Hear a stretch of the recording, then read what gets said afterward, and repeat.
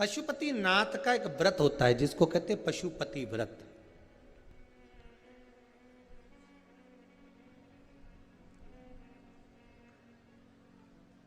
आजकल लोगों ने शिव महापुराण की कथा में से देख देख कर खुद की आईडी पर खूब सारे पशुपति व्रत बना बना के डाल दिए कि ऐसा करो वैसा करो, फिर उद्यापन भी ऐसा करो।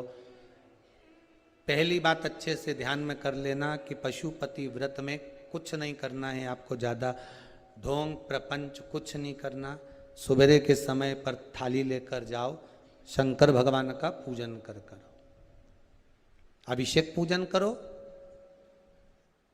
सारा पूजन करने के बाद थाली वापस लेकर आ जाओ। उसी थाली को शाम के समय लेकर जाओ।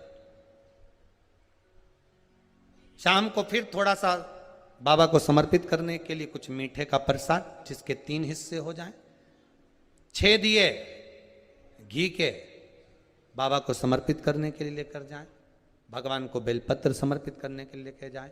प्रेम से बाबा का स्नान पूजन सब कराकर शाम के समय प्रदोष काल में, प्रदोष समय में कर कर प्रसाद जो बनाकर ले गए हो उसके 3 हिस्से कर लो। 2 हिस्से मंदिर के अंदर ही रख देना है। 1 हिस्सा अपनी थाली में वापस लेकर आना। 1 दिया लेकर आना, उसको वहां से जलाकर नहीं लाना।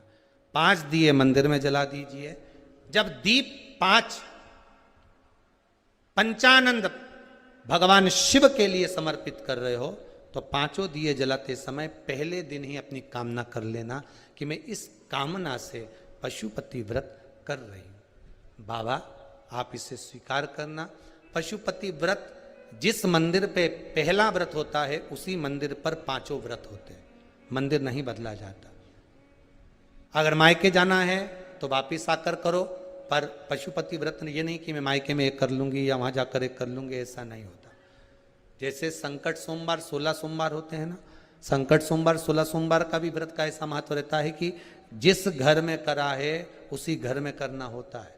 ये नहीं कि किराए के मकान में रह रही हूं तो मैंने किराए का मकान बदल लिया है, अब बदला मकान में पहुंच गई तो 1 व्रत वहां कर लूंगी। नहीं नहीं, उद्यापन तक उस मकान में तुम्हें रहना पड़ेगा जिस मकान में तुम रह रहे हो। तो हाँ, तो व्रत का मतलब। अब पशुपति व्रत के अंतर्गत शाम को 5 दिए, 1 दिया जलाकर प्रज्वलित करना है आपको। कहाँ?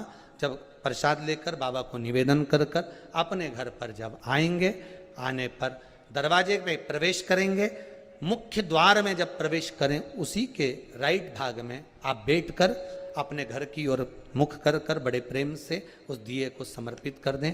बाबा से विनती करें कि बाबा ये दीप मैंने केवल आपके लिए जलाया है कि आप इस मेरे मार्ग को सुलभ करें, मेरे घर की जो बांधा है, जो भी मेरे मन की इच्छा है उसको पूर्ण करें। बाबा को निवेदन कर कर प्रसाद लेके घर में प्रवेश कर जाएं। सुबह के समय जब आप फलाहार कर लें, शाम के समय आप भोजन कर लें। भोजन कब करना? जब 1 भाग प्रसाद का लाएंगे, उस प्रसाद में से किसी को नहीं देंगे। वो प्रसाद पहले आपको खाना है, उसके बाद भोजन ग्रहण करना है। नमक दोनों समय खाओ, कोई मना नहीं। फलाहार में भी खा लीजिए, शाम को भी खा लीजिए, कोई चीज की मना नहीं। बस बाबा का स्मरण करो। 5 व्रत पूर्ण हो जाए। 6ठे व्रत में कुछ भी 108 सामग्री लेकर जाओ, चाहे मूंग लेकर जाओ, चाहे चावल लेकर जाओ, चाहे बेलपत्र लेकर जाओ, चाहे 108 मखाने लेकर जाओ, चाहे तुम्हारी मर्जी पड़े जो लेकर जाओ। 108 पुष्प ले जाओ, श्वेत पुष्प ले जाओ, रक्त पुष्प ले जाओ, जो तुम्हारी मर्जी पड़े, पर 108 लेकर जाइए। शाम के समय पर जब आप पूजन कर लें, पुष्प समर्पित कर दें 108, तब एक श्रीफल 11 रुपये बाबा के चरणों को समर्पित कर दें। बाबा आज मेरा व्रत पूर्ण हुआ है, मेरी मनोकामना पूर्ण करना।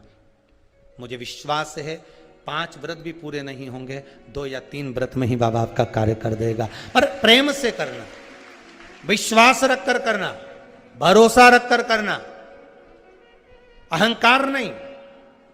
जितने पशुपति व्रत करो आप, उसमें अभिमान को त्याग दो। शंकर जी के दरवाजे पर जब सुबह जाओ ना तो पहले अहंकार छोड़ कर जाइए। पशुपति व्रत आप जब करें, भगवान शिव को 5 व्रत हैं, बीच में कोई बांधा आ भी जाए उसको छोड़ दो, अगला कर लो।